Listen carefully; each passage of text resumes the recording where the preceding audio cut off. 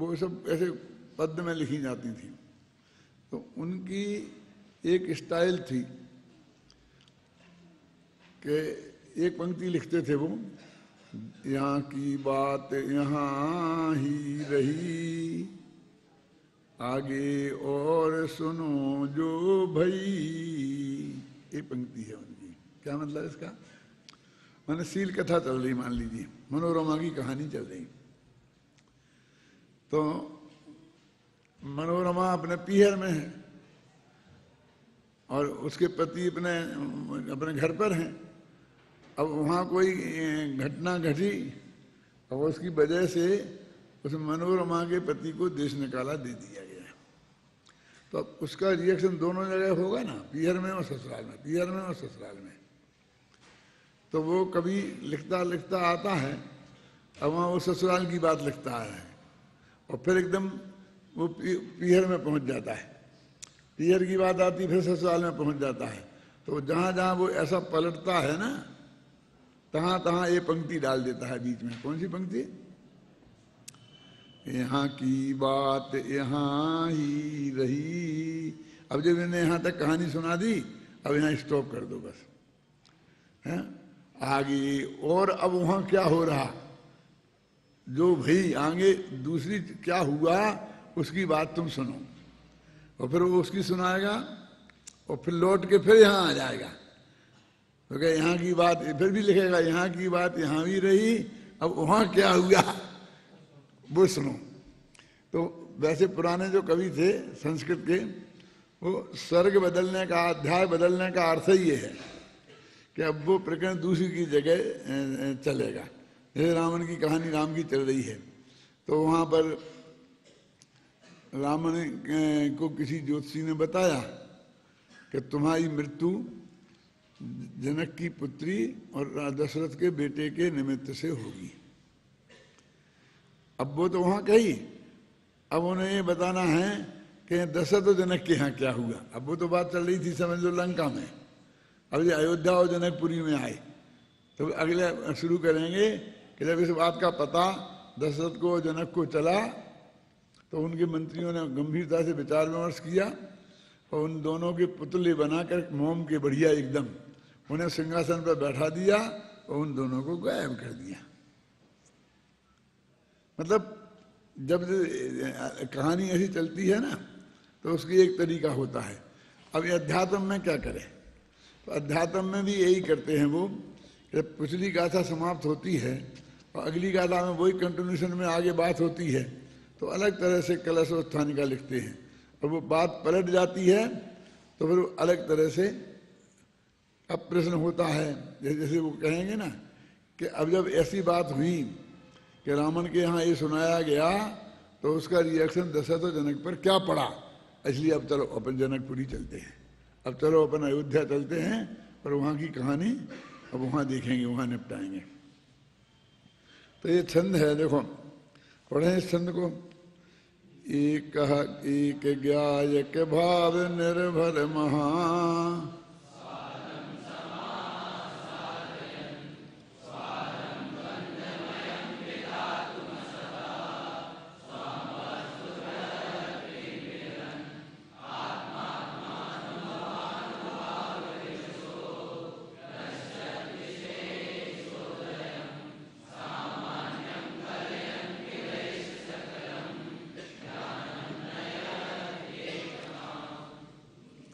ज्ञान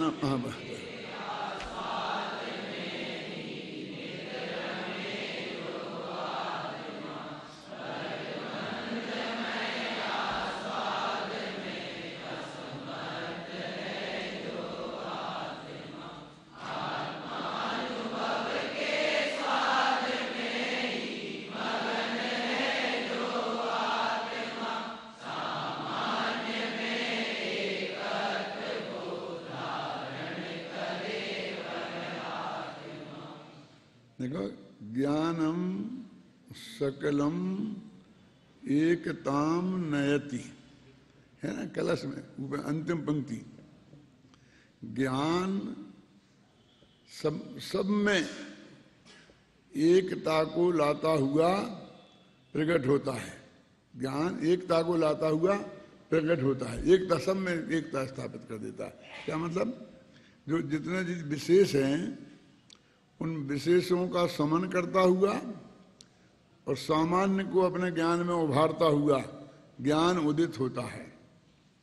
तो देखो, एकताम नयति, नयत क्रिया तो इसमें नयति है, एकता को लाता है, एकता को लाता है, बस बात इतनी है। ज्ञान सब में एकता को लाता है।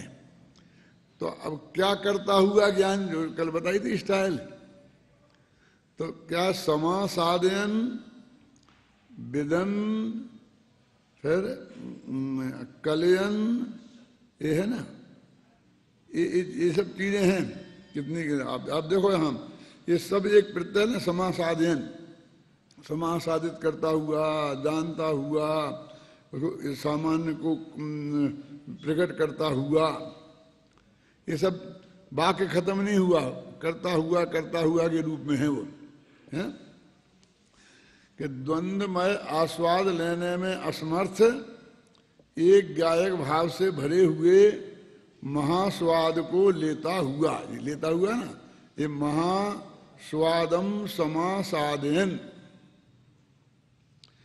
वो ये गायक भाव जो है उसके स्वाद को लेता हुआ, है ना। द्वंद्वमय स्वाद को लेने में असमर्थ, क्योंकि वो जो गायक भाव है द्वंद्वमयम स्वादम विधातुम असहा, द्वंद्वमय स्वाद को लेने में असहाय, उसे बर्दाश्त नहीं है, सहन नहीं होता उसे। द्वंद्व का स्वाद लेना उसके लिए वो असहनीय है। तो द्वंद्वमय स्वाद को नहीं लेने वाला, द्वंद्वमय स्वाद लेने में असमर्थ एक गायक भाव से भरे हुए महास्वाद को लेता हुआ कौन? ज्ञान। ज्ञानम एकताम नयति, आत्मानुभव के अनुभाव से विवश निज वस्तु वृत्ति को जानता हुआ ये विदन, यह आत्मा ज्ञान के विशेषों के उदय को गौण करता हुआ, तो भृष्यन, ये ना भृंशत है ना, विशेषों के उदय को भ्रष्ट करता हुआ और मात्र सामान्य ज्ञान का अभ्यास करता हुआ, सामान्यम कलयन, अभ्यास करता हुआ, है ना, सकल ज्ञान को एकत्व में लाता है, एक रूप में प्राप्त करता है। माने ज्ञान में जितने जितने विशेष उदय को प्राप्त हुए थे उनको शांत करता हुआ, क्योंकि वो सब विकल्प के उत्पादक थे। जितने भी विशेष होते हैं, विशेष माने भेद होता है, विशेष माने पर्याय भी होता है, विशेष माने बहुत अर्थ होते हैं। सामान्य के विरुद्ध विशेष है ना, तो जितने भेदों में उलझ रहा था, तो उस ज्ञान को उन सारे भेदों में से समेटता हुआ एक भगवान आत्मा में लाता है, फिर वो ज्ञान सामान्य हो जाता है। आगे की गाथा में ये कहेंगे कि मत ज्ञान, श्रुत ज्ञान, अवधि ज्ञान, मन पर ज्ञान, केवल ज्ञान, ये तो ज्ञान के विशेष हैं। इन विशेषों को शांत करते हुए सामान्य ज्ञान में लाओ। कि ज्ञान की बात करो ना, ये केवल ज्ञान, मन पर ज्ञान, ये क्या है? ये ज्ञान के टुकड़े क्यों करते हो? ये कहते हो ज्ञान है ना सामान्य, अब इसमें देखो सामान्य विशेष कैसे निकालना पड़ता है। लिखो अपने मति ज्ञान, श्रुत ज्ञान, अवधि ज्ञान, मन पर ज्ञान और केवल ज्ञान। तो इसमें ज्ञान को 5 दफे लिखा ना, तो वो सामान्य रहा ना। पांचों में ज्ञान ज्ञान ज्ञान ज्ञान ज्ञान, ये सामान्य माने कॉमन है। और ये मति, श्रुत, अवधि, मन पर केवल, ये विशेष हो गए। तो वो कहते हैं कि ज्ञान की बात करो ना, ये मति श्रुति से क्या लेना देना है? ज्ञान के सारे विशेषों को दबाते हुए सामान्य ज्ञान का उदय करो। अब वो कहते ये तो क्या है, ये तो क्षयोपशम से भेद हैं, अथवा ज्ञेयों की अपेक्षा भेद हैं। कैसे ज्ञेयों की अपेक्षा भेद हैं? कि अवधि ज्ञान किसको जानता है, कि रूपी पदार्थ को जानता है, मन पर ज्ञान किसको जानता है? दूसरे के मन की स्थित बात को जानता है, हैं? फिर कहेंगे मंत्री शुद्ध किसको जानते हैं? कि 6 द्रव्यों को जानते हैं, लेकिन उनकी सब पर्यायों को नहीं जानते, कुछ पर्यायों को जानते हैं। तो ये किसी अपेक्षा से ये भेद खड़े किए ना। फिर कैसे जानते हैं?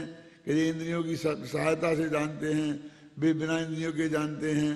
तो फिर वो इंद्रियों की सहायता से निर्मल रूप से जानते हैं, ये अनिर्मल जानते हैं, विशद जानते हैं। तो ये जो भेद है ये विशेष के उदय हैं। वो कहते हैं ज्ञान जानता है ना, जानता तो कॉमन है ना। कोई ज्ञान ऐसा तो नहीं है कि जो नहीं जानता है। किसी ज्ञान की परिभाषा नहीं जानने रूप तो नहीं है ना। सब जगह जानना ही जानना है कि नहीं? इसलिए कहते वो सामान्य का उदय करो। देखो उस ज्ञान के आस्वाद में ही नित्य रमे जो आत्मा, कौन से ज्ञान? वो सामान्य ज्ञान। और द्वंद्वमय आस्वाद में असमर्थ है जो आत्मा, आत्मानुभव के स्वाद में ही मगन है जो आत्मा, सामान्य में एकत्व को धारण करे वह आत्मा। सामान्य में एकत्व धारण कौन करा सकता है? आत्मा। तो ये 3 विशेषण लगाए। वहाँ भी वो समासाधन वगैरह था ना, विदन, कि जो ज्ञान के आस्वाद में रमा है, बस खत्म। आत्मा जो आत्मा, बस उसे ज्ञान ज्ञान ज्ञान ज्ञान चाहिए। किसका ज्ञान? कैसा ज्ञान? कहाँ का ज्ञान? क्या? वो कुछ नहीं। जान रहा है ना, जानना। जानना जीव का लक्षण क्या है? जानना जीव का लक्षण है। किसको जानना किसको नहीं जानना, ऐसा जीव का लक्षण नहीं है। ख्याल में ना। उक्त कलश में आत्मानुभव की प्रक्रिया को दिखाते हुए यह बताया गया है कि आत्मानुभवन में विशेष ज्ञान का तिरोभाव और सामान्य ज्ञान का आविर्भाव होता है, तथा आत्मानुभव के रस के सामने अन्य सभी रस फीके पड़ जाते हैं। 2 बातें इसमें आई मुख्य रूप से, कि आत्मा का रस इतना लगता है कि अन्य रस फीके पड़ जाते हैं। तो इसलिए अन्य को जानने वाले ज्ञान के प्रति उसको कोई उत्सुकता नहीं। तो उसका एकत्व में मैंने अपने भगवान आत्मा के जानने में लग गया और पर के विषय उसे फीके पड़ गए। तो ये हमारे जरूरी है उसका सामान्य का उदय करना।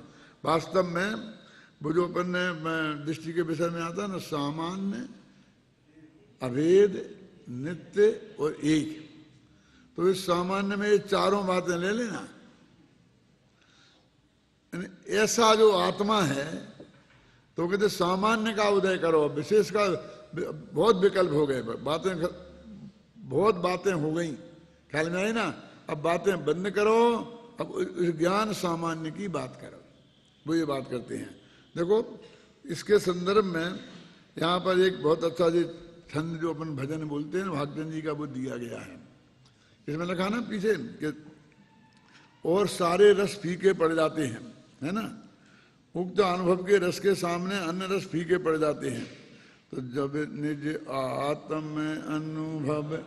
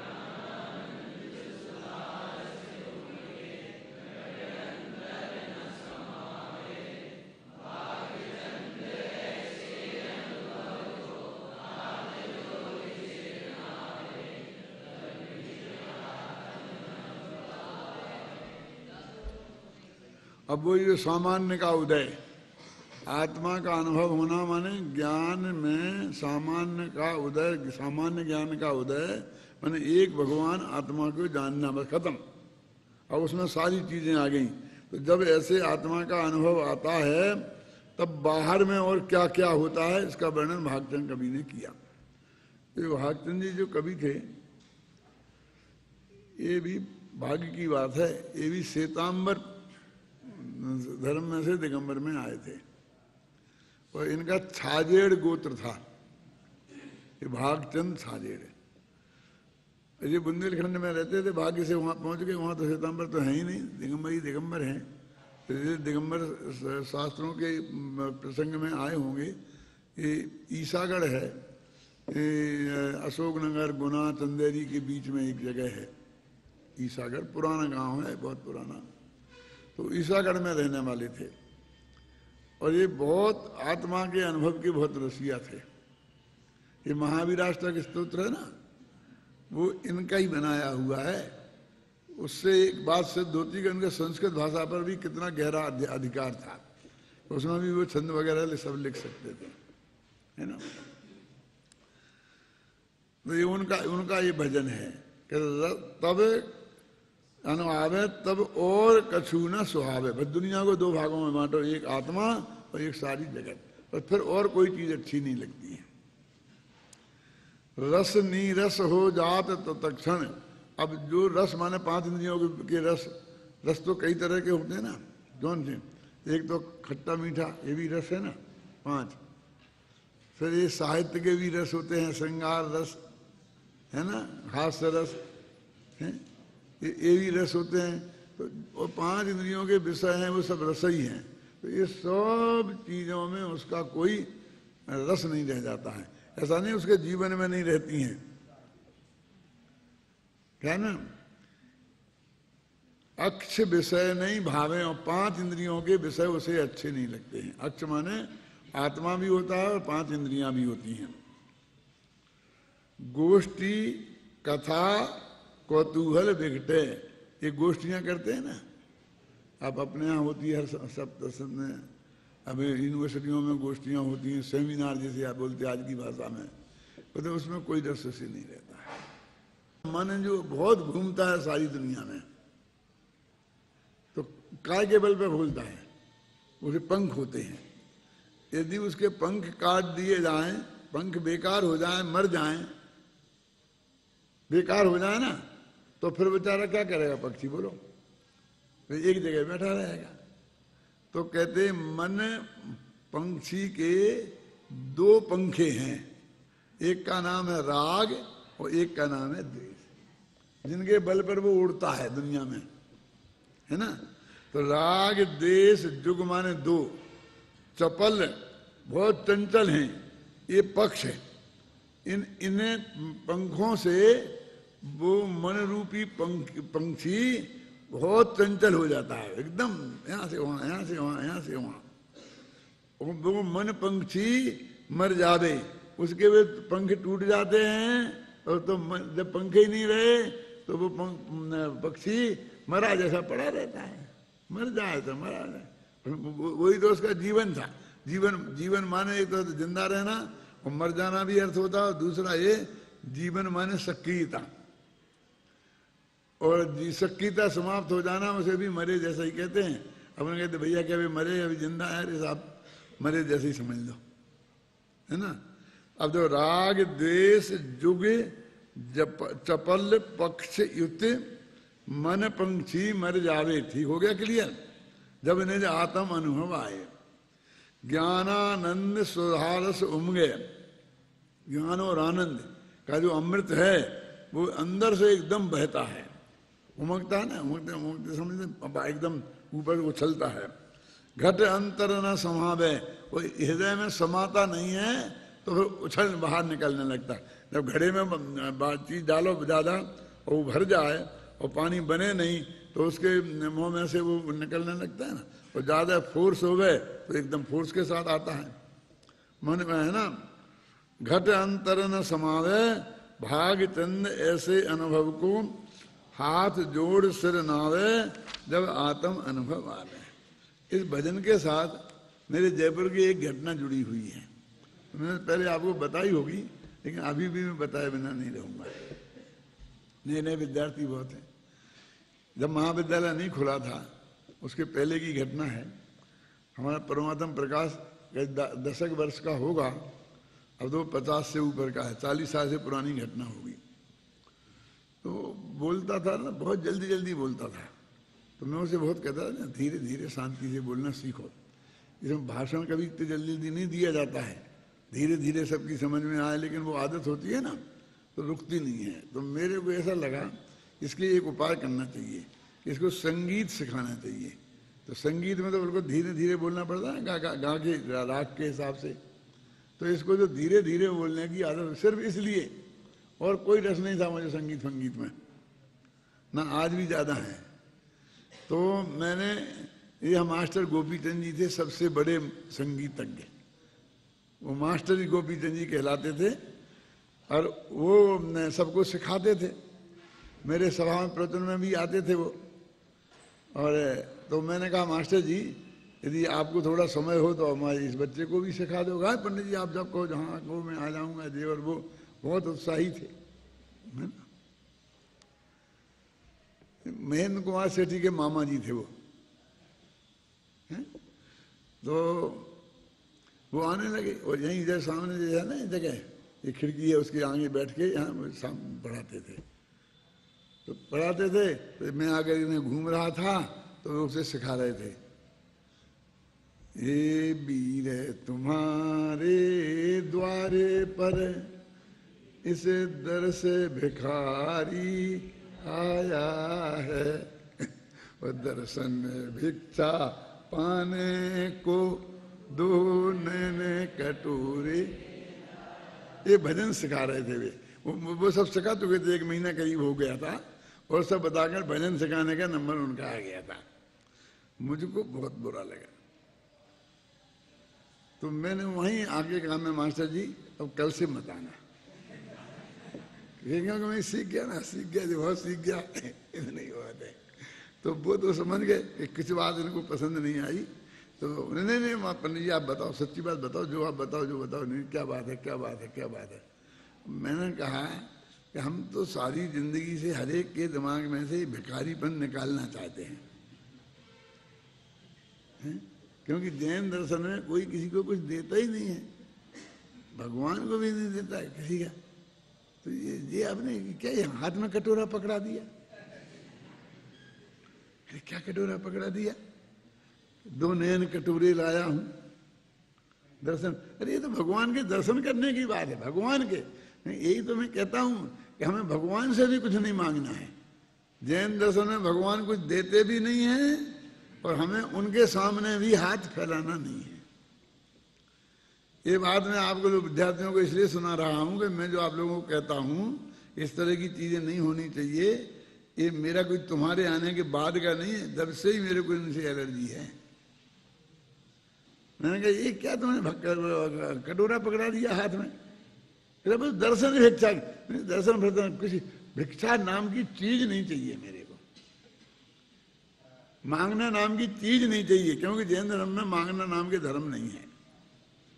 कोई किसी को ले ही दे नहीं सकता है। भगवान के सामने गए हो तो भगवान के गुण गाओ ना, कब मना करते? जो गुण हैं उनमें एक्चुअल पे गाओ।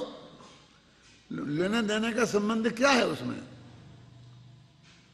वस्तु के स्वरूप का प्रतिपादन करो। ये बोलो तुम कुछ नहीं देते, तुम कुछ नहीं देते। ये देते हो जो देता नहीं है उसको देते हो कि नहीं, सफेद झूठ बोलना उनको भगवान के सामने और मांगते रहना अच्छा नहीं है। मैं बिल्कुल, मेरी बहुत मजबूत और दृढ़ मान्यता है जी। तो बोले नहीं आप बताओ कि फिर मैं क्या बताऊं? जो भजन आप कहोगे वही सिखाऊंगा, मैं ये नहीं सिखाऊंगा।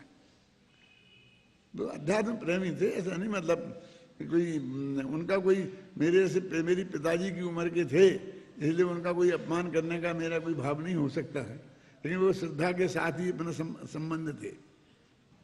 तो मैंने उनको ये कहा था कि आप ये भजन सिखाओ कि जब आत्म में अनुभव आवे तबे और कछु न सोहा।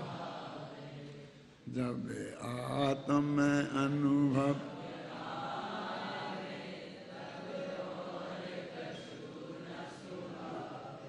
रसनी रस हो जात तथा क्षण अक्षय विषय नहीं भा।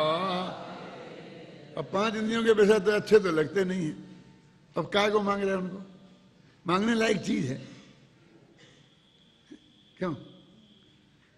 5 इंद्रियों के विषय जो भगवान छोड़ के चले गए, क्यों? और वो तो उनसे मांग रहा है। इस लौकिक दृष्टि से भी जो नग्न दिगंबर है उसके पास क्या है जो तेरे को देंगे? अब हमारे पंडितों ने लगा के तरकीब लगा के वो ऐसा है, उसे पुण्य बनेगा, फिर वो उदय में आया, फिर कहीं ना किसी तरकीब निकाल करके कि वो सिद्ध कर दिया कि नहीं नहीं वो मिलता है। ऐसा बे नहीं देते हैं, नहीं बे नहीं देते हैं लेकिन मिलता है।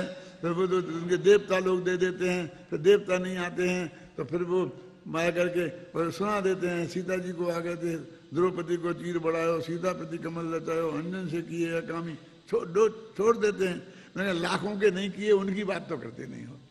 कोई एक आध हजारों लाखों वर्ष पुरानी घटनाएं हुई होंगी उनको ले रहे हो। फिर मुझे बताओ एक बात कि द्रौपदी का चीर श्री कृष्ण भगवान ने बढ़ाया था कि महावीर ने? समझ में आएगी नहीं क्या? क्योंकि वो लोग कहते हैं द्रौपदी का चीर हमने बहुत हिंदी साहित्य पढ़ा है, उनने लिखा है ऐसा है। लेकिन ये बात तो 100% पक्की है कि महावीर ने नहीं बढ़ाया था। श्री कृष्ण ने बढ़ाया था नहीं बढ़ाया था, मैं उसके बारे में कुछ नहीं कहना चाहता। क्यों? क्योंकि जब वो द्रौपदी का केस था तब श्री महावीर नवानु कहाँ थे? आप समझ में आए ना क्या कहना चाहता हूं? क्योंकि अबे भगवान महावीर थे ही नहीं, ये तो 24वें तीर्थंकर का काल है और वो तो मुनि सुब्रतनाथ भगवान का काल था। नवानु कहाँ नरक सो गए जगती में, कितने कितने भव आए हैं अपन ने तो पढ़े ही है ना। कई दफे तो नरक गए साथ में तो वहां से निकल के त्रिपुर नारायण हुए, वो ये हुए वे हुए, नवानु कहाँ होंगे? न निश्चय से, न व्यवहार से, न उपचार से, अरे किसी से ही तो घटता नहीं है। लेकिन हमारे तो एक बुक बन गए खाने के 2 3 4 केस हैं, सबने अपने अपने भगवान के साथ जोड़ दिया।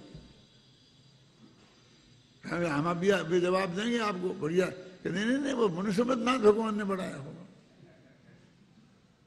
मुनि सुब्रतनाथ के साथ तो जोड़ सकते हैं।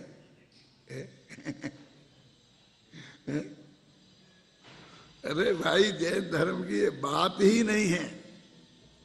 जो बातें हम लौट के वहां से ले जाते हैं वो नहीं, वो साहब एक बहुत बड़ा गुरु अपने मोक्षों में भी होगा, नहीं नहीं नहीं वो व्यवहार में तो ऐसा कहा ही जाता, भक्ति तो ऐसी होती है।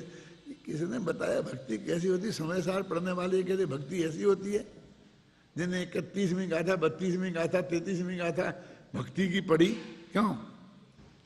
और मुक्तिगत नर श्रेष्ठ की भक्ति करें गुण भेद से, वह परम भक्ति कही है जिन सूत्र में व्यवहार से। ये भक्ति की गाथाएं पढ़ी हैं जिनने, जिनका पद्यानुवाद किया है, ये सब किया हुआ है, भाई ऐसी बात करते हैं?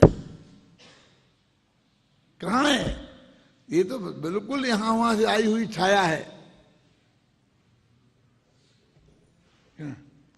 फिर एक तरकीब और बताई जाती है कि नहीं नहीं नहीं नहीं, ये यदि हम नहीं कहेंगे तो लोग यहां से छोड़ करके उन देवताओं के मंदिर में चले जाएंगे कि जहां वो कहते हैं कि वे भगवान देते हैं। तो हम तो इन जैनियों को वहां से जाने से बचा रहे।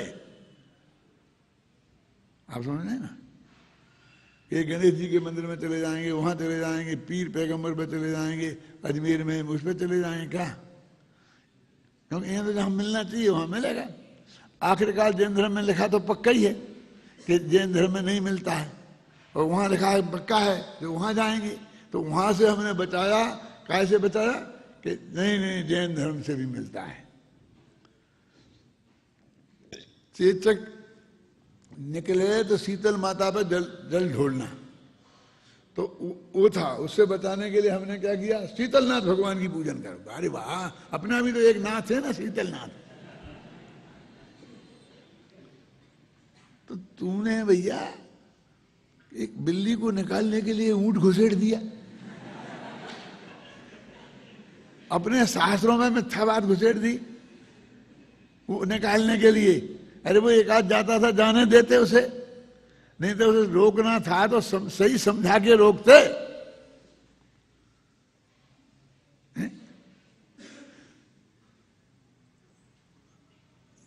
बहुत तकलीफ है।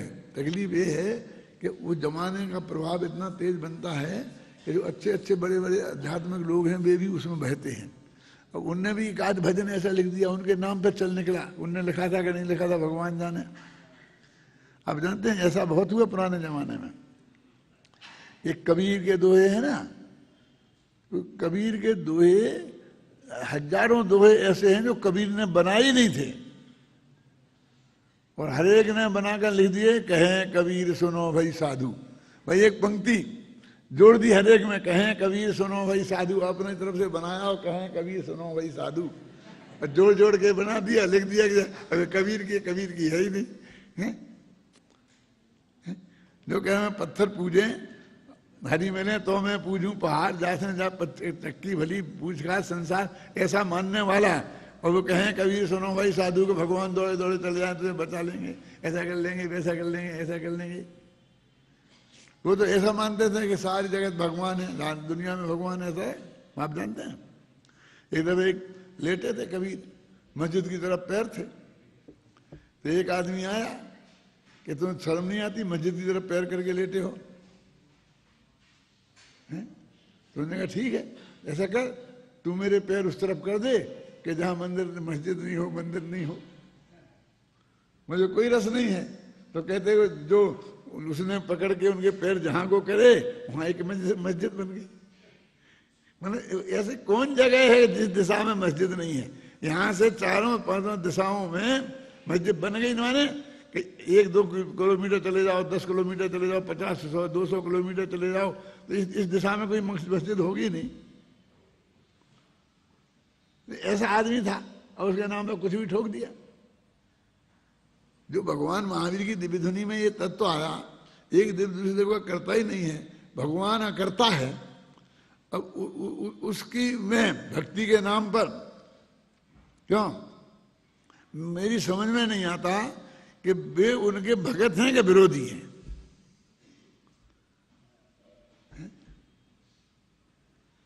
बहुत गंभीरता से तुम इस बात को सोचना। और बहुत बढ़िया बढ़िया भजन बहुत हैं, और नहीं तो तुम बना लो, कौन सी बड़ी बात है? ये बनी बनाई खाने की वो क्यों सोचते हो? धर्म के क्षेत्र में अपन मिठाई भी घर पे बना के खाते हैं, बाजार से बनी बनाई नहीं लाते हैं। हर चीज घर पे बनाते हैं ना, क्यों?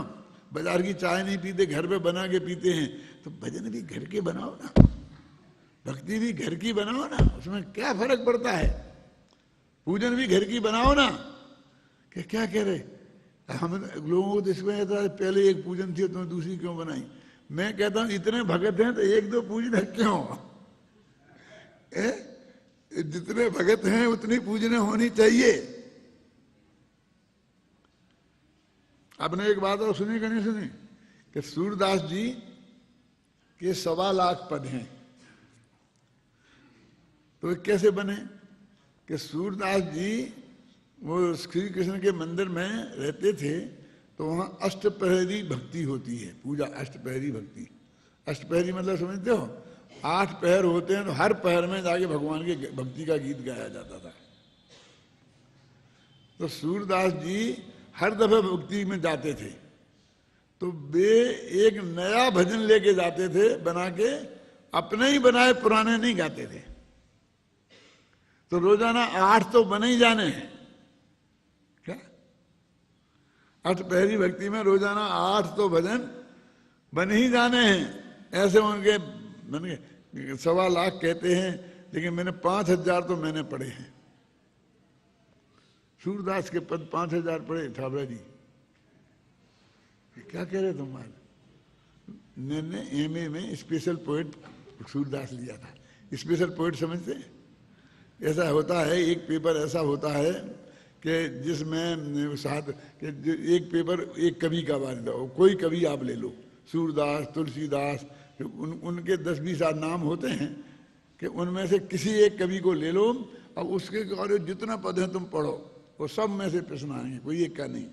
उन्हें कोई पढ़ाने वाला नहीं होता है, खुद ही पढ़ना पड़ता है और वो लिखना पड़ता है। तो मैंने स्पेशल पोएट के रूप में सूरदास लिया था, तो सूर सागर पढ़ा पूरा, जितने उपलब्ध थे सब पढ़ लिए।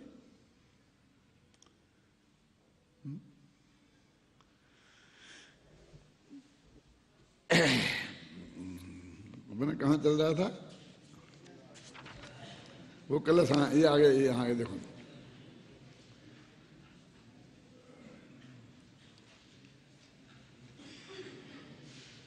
उक्त संदर्भ स्वामी जी ने भी यही बातें सब लिखी जो मैं आपसे बोल रहा हूं ना, इसमें सब स्वामी जी ने ये लिखा है। देखो, भगवान आत्मा त्रिकाली एक रूप परमानंद मूर्ति ज्ञायक भाव से भरा है। ऐसे अपने ज्ञायक मूर्ति आत्मा के स्वपद का स्वाद आ जाने पर अन्य सब स्वाद फीके पड़ जाते हैं। देखो, ये भजन का अर्थ नहीं कर रहे, ये वो छंद का अर्थ कर रहे हैं गुरुदेव। ये तो मैंने भजन इसमें बीच में इसलिए डाल दिया क्योंकि उसी टाइप का है ना।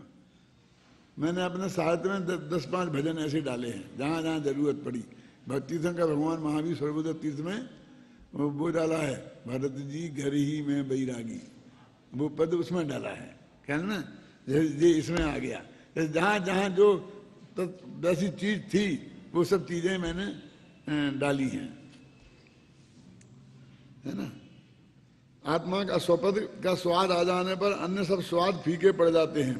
अर्थात निर्मलानंद के साथ शुद्ध चिद्रूप भगवान आत्मा के सन्मुख होकर निज का स्वाद लेने पर अतीन्द्रिय आनंद के वेदन के सिवाय अन्न रागादि का स्वाद आता ही नहीं है। इसलिए ज्ञानी द्वंद्वमय स्वाद को लेने में असमर्थ है। रूप रस गंध और दया दान आदि पुद्गल के एवं विषय के सभी द्वंद्व, ये सब द्वंद्व के स्वाद हैं। देखो, ये सब द्वंद्व के स्वाद हैं। कौन कौन? रूप रस गंध, इनका दयादान। देखो, दयादान का स्वाद ये द्वंद्व का स्वाद है और इसका त्याग करना पड़ेगा तब ये काम होगा।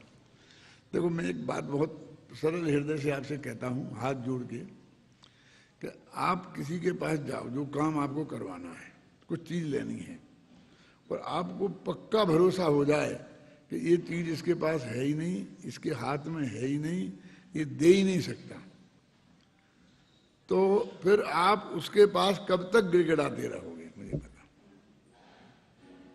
बिल्कुल बहुत प्रैक्टिकल बात है। क्यों, समझ में आया प्रश्न? क्या नहीं?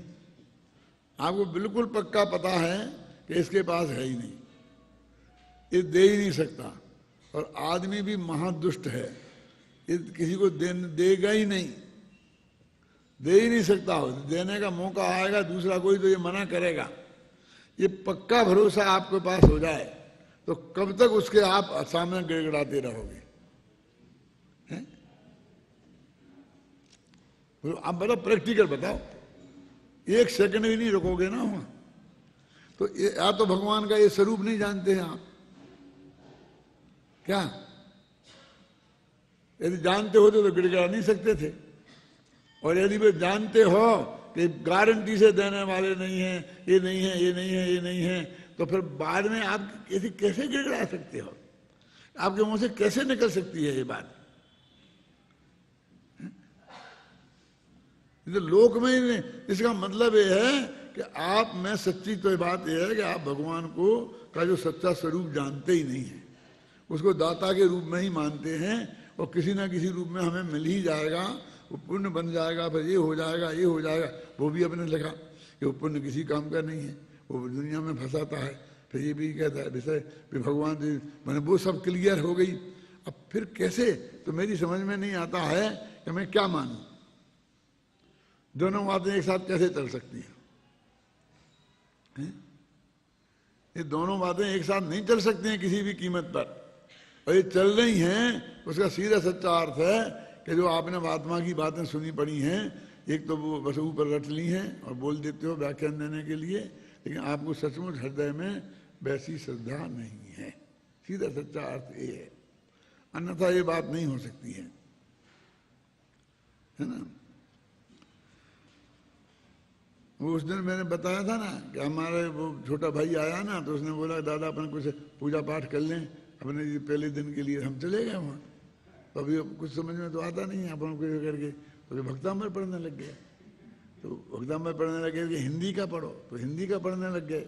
वो है ना मुझे गिरधर कवि किसका है, अच्छा है, बहुत अच्छा अनुवाद, अच्छा है। आदि पुरुष आदि जन आदि सुबुध करतार, है ना वो। तो पढ़ते पढ़ते इसमें क्या है ये, क्या कर रहे हैं अपन। मैंने वही बहुत अरे बड़ा लगा। मैंने कहा भी कि क्या कर रहे हैं, बस वो तुम्हारी माता जैसी, तुम एक ही माता है दुनिया में और कोई दूसरी माताएं नहीं है, तो क्या है इसमें। एक सुंदर माता होगी तो क्या फर्क हो गया। आदिनाथ इसलिए महान थे कि सुंदर माता के बेटे थे, क्यों। इसमें क्या गुण है, क्या स्तुति है।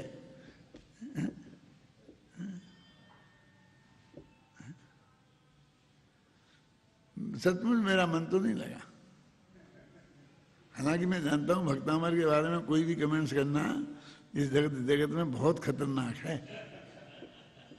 क्योंकि उसके इतने भगत हैं इतने भगत हैं, ख्याल में है ना। देखो मैं वैसे ही नहीं कह रहा हूँ, महान अभिनंदन कहता हूँ, मैं भक्तामृत की नस नस से परिचित हूँ, एक एक शब्द का अर्थ मुझे ख्याल में है, क्या है क्या है। और आज से नहीं, मैंने कभी भक्तामृत को याद नहीं किया, लेकिन पूरा भक्तामृत याद भी है मुझे, गहराई से पढ़ा है, पढ़ाया है, देखा है। तो मैं जब इंदौर में रहता था यहाँ से 45 साल पहले, 44 तो मुझे यहाँ हो गए, 45 साल पहले, तो वहाँ मोक्ष मंडल का पंडित्व में था। वो एक भक्तामृत मंडल है, वो आज भी है। वो उसके हेड मेरे मामा जी थे, सगे मामा, एक मामा थे, वो इंदौर में रहते थे, वो उसके भक्तामृत मंडल के हेड थे। तो वे गांव-गांव में हर सप्ताह में एक दिन भक्तामृत का अखंड पाठ करवाते थे। और फिर वे हमारे मामा जी का स्वर्गवास हो गया तो उनका बेटा हो गया उसका हेड, और वो आज भी है। उसका नाम पूनमचंद नाम है, पूनमचंद सतभैया, और वो उसका हेड है और वो सब जगह वो करवाता है। तो ये तो बोला, मेरे बोला भैया एक हमारा निवेदन मानो, क्या हमारा भक्तामृत का पाठ है तो आप भक्तामृत का अर्थ समझा दो, हाँ आकर के 1 घंटे हमें एक दिन बता दो। मैंने कहा बेटा तुम मेरे से मत समझो, आज वो बेटा मेरे से छोटा, बहुत छोटा है, मेरे ख्याल से हमारे उत्तम से भी छोटा होगा, उससे छोटा है। तो मैंने कहा तुम मेरे से मत समझा भैया। कहे क्यों, मैं समझाऊंगा तो तेरा भक्तामृत पाठ बंद हो जाएगा। तो क्या बात कर रहे, क्या बात कर रहे। मैं कहा देख बताओ, तेरे समय हो गया लेकिन सुन लो तुम। मैंने कहा कि तुम भक्तामृत का क्या करते हो, अखंड पाठ।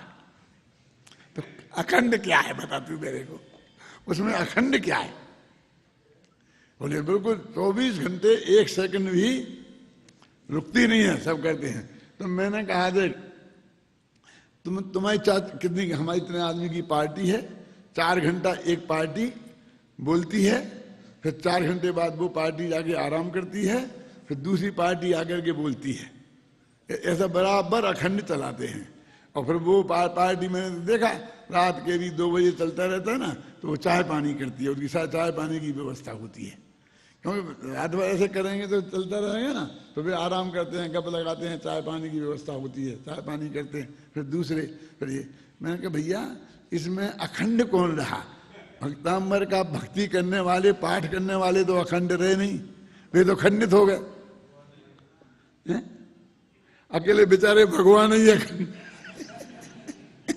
कि वे सुनने बैठे, श्रोता भी बदलते रहते हैं, श्रोता भी कोई 24 घंटा बैठा रहे ऐसा नहीं होता, सब बदलता है, सिर्फ 2 ही अखंड है, एक स्पीकर एक बोल तुझे सुनना है ये समझाऊंगा मैं। तेरे कल्याण तो अपन को अपना करना है ना, तो अखंडता तो अपने भावों में होनी चाहिए। हम अखंड हों क्यों, तो हम तो अखंड है ही नहीं, तो काय का अखंड, बस वो आवाज घूमती रहना चाहिए। अच्छा कैसेट बना लो और लगा दो, घूमती रहेगी 24 घंटा। हम 24 घंटा का पाठ यहाँ शुरू कर सकते हैं, क्यों, लगा देंगे कैसेट और चलती रहेगी 24 घंटा, क्यों। तो उससे हमारा कल्याण हो जाएगा, टोटल मन से हमारे मन का कल्याण हो जाएगा। क्या हो जाएगा बोलिए? मैं तो अभी भी बहुत कहता हूं तुमसे, हो गया समय मुझे मालूम है, लेकिन समय सार का पाठ करो, उसकी एक एक शब्द समझ समझ के करो, उसका जो उससे सर्वश्रेष्ठ नहीं है। मैं आपसे बोलता हूं, मैं नहीं कह रहा हूं, अमृतचंद कहते हैं समय साराद उत्तरम किंचित नास्ति, समय सार से उत्तम दुनिया में कुछ नहीं है। पढ़ो तो क्लास किताब निकालो, अंतिम पेज निकालो, अंतिम पेज।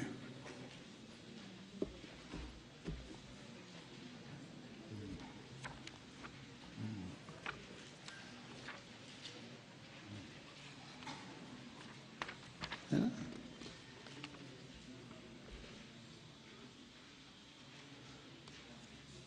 कौन सा कलश है देखो, जल्दी निकालो ना।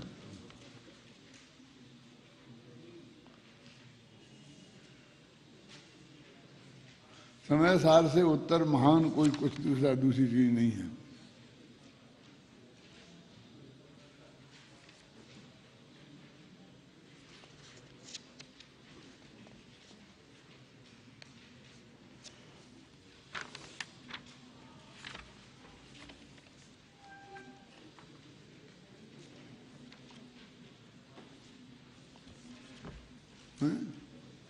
कौन सा नहीं मिला? बोलो बोलो, कौन से पेज पे है?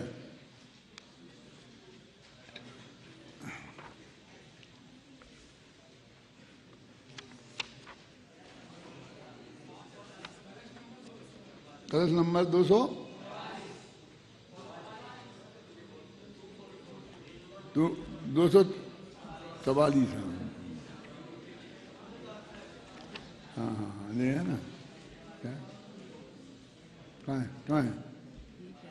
कहाँ है? समझ कहाँ है? देखो इसमें कहाँ है? 77 लिखना है, कहाँ है? समय सार है। अरे 244 है, वो बोल रहे हैं ना।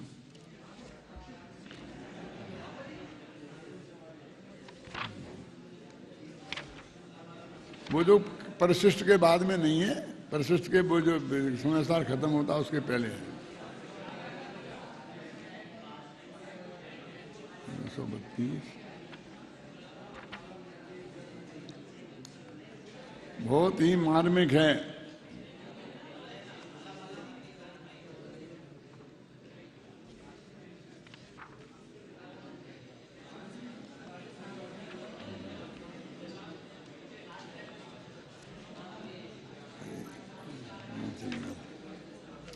देखो ये पेज नंबर है 569।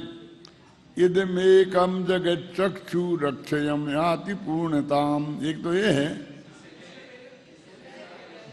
इसके पहले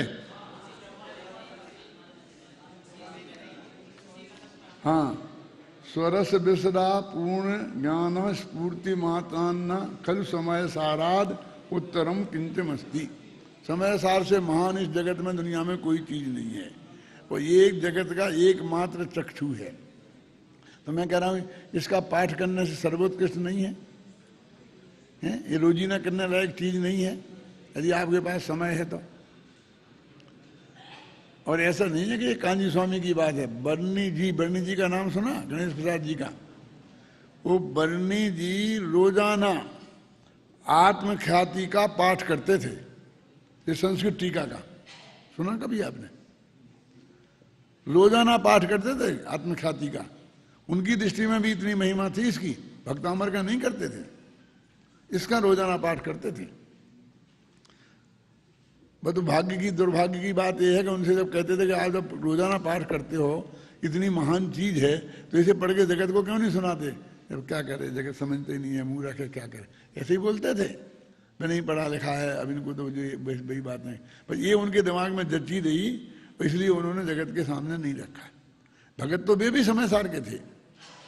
अब देखो एक ही बात में दो तरह का चिंतन। और कांजी स्वामी ने क्या सोचा? अरे मैं अपने लिए करता हूँ, मैं काय को झंझट में पढ़ूँ, मैं तो निरंतर पढ़ूंगा, खुद पढ़ूंगा, वही पढ़ाऊंगा।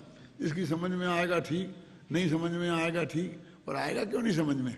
आखिर ये मनुष्य हैं, सैनी हैं, पंचेंद्रीय हैं, ये तो समय साथ त्रिंचों की समझ में आ जाए ऐसा है। और वो ये हिम्मत करके वो तो अपनी धुन में मस्त रहे, वो कहते रहे, समझाते रहे, और आज लाखों लोग समझने वाले हो गए। अब हम सोच भी नहीं सकते थे ऐसे इसमें से कोई नहीं समझेगा और इसमें से ऐसा निकलेगा। देखो ज़्यादा आकुलता तो नहीं है, बस 1 मिनट में ख़त्म करता हूँ। मद्रास में हमने देखा, तमिलनाडु में पंच कल्याणक था, तो कांजी स्वामी का प्रवचन होता था, वहाँ सारे तमिलनाडु के बोलते थे, जो एक अक्षर हिंदी और गुजराती का नहीं जानते थे। तो वहाँ पर हमारे भरत चक्रवर्ती थे एक साथी, तो वो उसका अनुवाद करके थोड़ा बहुत समझाते थे।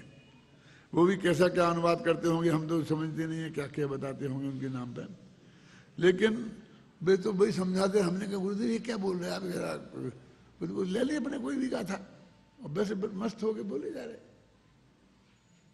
चाहे वो एक अक्षर समझे ना नहीं समझे, भाषा नहीं समझे, भाव नहीं समझे, लेकिन मैं तो दूसरा कुछ नहीं पढ़ूंगा।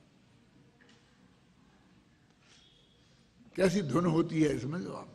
मैं जैसे सर्वोत्कृष्ट समझता हूं वही सुनाऊंगा ना सबको, सबसे बढ़िया बात। और उसमें से इतना प्रचार हो गया, और ये प्रचार के लोभ वाले कितना करते हैं और उनसे कितना कर सकते हैं। और उनका तो पुण्य का योग भी इतना कर करके हम तुम मर जाएं और नाम सब उनके खाते में जमा हो कर लो। गांव में हमें 700 विद्वान घूमे और स्वामी जी ने घर घर समाचार पहुंचा दिया, और बड़े उत्साह से। वो विद्वान भी, ऐसा नहीं कोई उनको ऐतराज है, हमें ऐतराज है और आप कह रहे, ऐसा नहीं है। मेरे कहने का मतलब उनका इतना पवित्र भाव जो उनने शुरू किया, और सारे इसलिए छोड़ा, कौन समझेगा नहीं समझेगा, हमें क्या लेना देना, समझे नहीं समझ, वो अपने धर्म में जाए, हम तो अपना जो बात करनी है वो समझाएंगे वो।